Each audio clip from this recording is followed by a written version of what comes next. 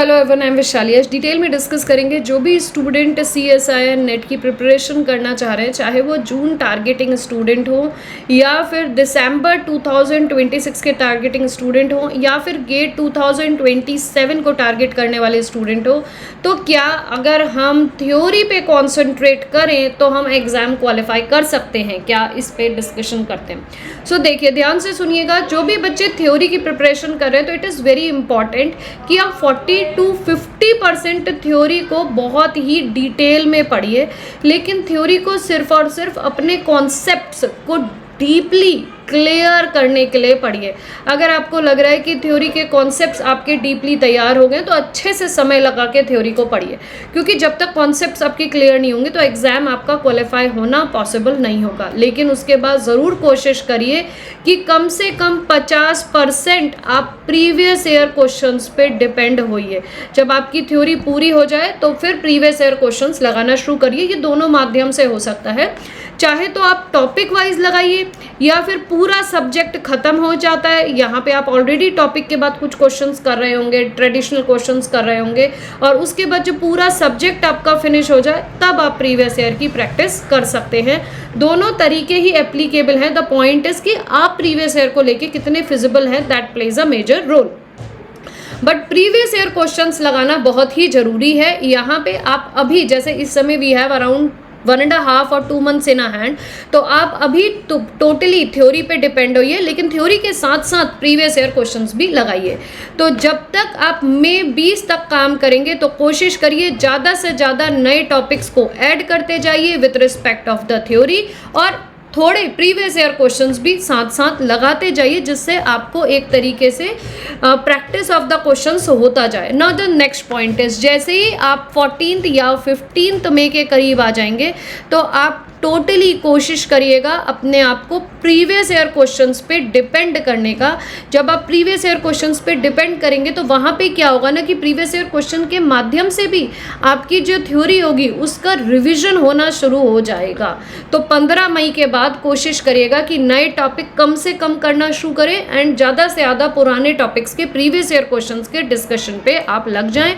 और अगर आप चाहते हैं कि कोई मेंटोर हो या कोई गाइडेंस दे के आपको प्रीवियस ईयर क्वेश्चंस प्रैक्टिस कराए, तो आप मेरा प्रैक्टिस बैच भी ज्वाइन कर सकते हैं। मैंने इंटेंशनली प्रैक्टिस बैच 14th मई से स्टार्ट करना है, जो कि 14 से लेके 15 जून तक रन करेगा। इस 1 मंथ के दौरान हम प्रीवियस ईयर क्वेश्चंस की प्रैक्टिस कराएंगे प्लस न्यू क्वेश्चंस का डिस्कशन करेंगे।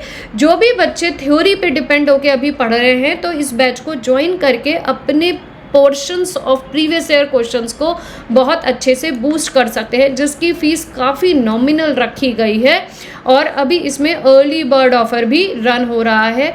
तो आप मेरे नंबर 8860338338 में कांटेक्ट करके इस बैच से जुड़ सकते हैं, जिसमें आप अपनी प्रीवियस ईयर क्वेश्चंस को काफ़ी हद तक बूस्ट करता हुआ देखेंगे और अपनी प्रिपरेशन के लेवल को एक नेक्स्ट लेवल पर ले जा सकेंगे। नाउ क्वेश्चंस की अहमियत हमारी प्रैक्टिस पे क्यों होती है, तो ये समझिए। देखिए, जब भी हम CSIR नेट या गेट जैसे एग्ज़ाम को देते हैं ना, तो वहाँ पे आप देखते हो कि क्वेश्चन अगर एनालिसिस बेस्ड है तो भी it is very important to understand the concept of full detail topic. तो वो जो क्वेश्चन को कैसे किसी टॉपिक के थ्रू किसी टॉपिक के लिए फ्रेम किया जाता है, किस तरीके से किसी टॉपिक से क्वेश्चंस को पूछा जाता है, किस तरीके से आप 1 से 2 टॉपिक्स को मिक्स करके क्वेश्चंस को बना सकते हैं, या फिर अप्लाइड के क्वेश्चंस हों तो वो डायरेक्टली न्यूमेरिकल बेस्ड ना हो के थियोरटिकल एनालिसिस बेस्ड किस तरीके से उनसे कॉन्सेप्ट निकाले जा सकते हैं। तो it is very important to understand the question and question की जो अंडरस्टैंडिंग हो, चाहे वो एनालिसिस हो चाहे वो एप्लीकेशन हो, वो तभी आएगी जब किसी टॉपिक की थ्योरी पे आप मास्टरी करेंगे। अगर आपको थ्योरी क्लियर है तो आप क्वेश्चंस बहुत अच्छे से कर सकते हैं, लेकिन टू अंडरस्टैंड, अब point is to understand that concept या to understand the way how CSIR net is making या changing the pattern of questions in coming exam, तो वो आप सिर्फ और सिर्फ PYQs के ही माध्यम से समझ सकते हैं। इसलिए PYQs करना प्रैक्टिस वो बहुत सुपर इम्पॉर्टेंट आप लोगों के लिए हो जाता है, थ्योरी आप करिए, लेकिन प्रीवियस ईयर को अपने लिए एक तरीके से आधार, एक इंस्ट्रूमेंट बना के चलिए जिसके रिस्पेक्ट में आप अपने क्वेश्चंस को सॉल्व कर सकते हैं। प्रीवियस ईयर के लिए बहुत इंपॉर्टेंट है कि प्रीवियस ईयर क्वेश्चंस का एनालिसिस हो, प्रीवियस ईयर क्वेश्चंस को ज़्यादा से ज़्यादा सॉल्व करें, चाहे वो पुराने प्रीवियस ईयर क्वेश्चन हो, चाहे वो नए क्वेश्चन हो, उनको सॉल्व करें।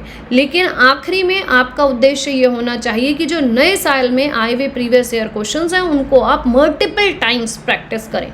अगर आप ये नहीं करेंगे ना तो at the end of the day मतलब आपका जब एंड ऑफ प्रैक्टिस होगा या एंड ऑफ दिस सेशन होगा when you will going to give your exam, तो 10 दिन 15 दिन पहले पैनिक आना शुरू हो जाएगा कि यार मैंने थ्योरी तो प्रिपेयर कर ली लेकिन अब 15 दिन में प्रीवियस ईयर कैसे करूं। Because previous year need the time, you have to thought about it, you have to be practically strong about it, you have to be good about the quantitative approach. ये बहुत important है आपकी practice को boost करने के लिए। इसलिए time रहते ही प्रीवियस ईयर क्वेश्चंस की प्रैक्टिस करना शुरू करिए, जो आपके एग्जाम को क्वालिफाई करने में बहुत हद तक आपकी मदद करेगा। अगर आपको इस वीडियो से कुछ भी सीखने को मिला हो तो रिक्वेस्ट है कि चैनल को ज़रूर सब्सक्राइब करिए, इस तरीके की वीडियोस अपने फ्रेंड्स के साथ ज़रूर शेयर करिए। किस तरीके की नेक्स्ट वीडियो आप देखना चाहेंगे तो मुझे ज़रूर बताइएगा। Till then good bye, take care and thanks for watching this video.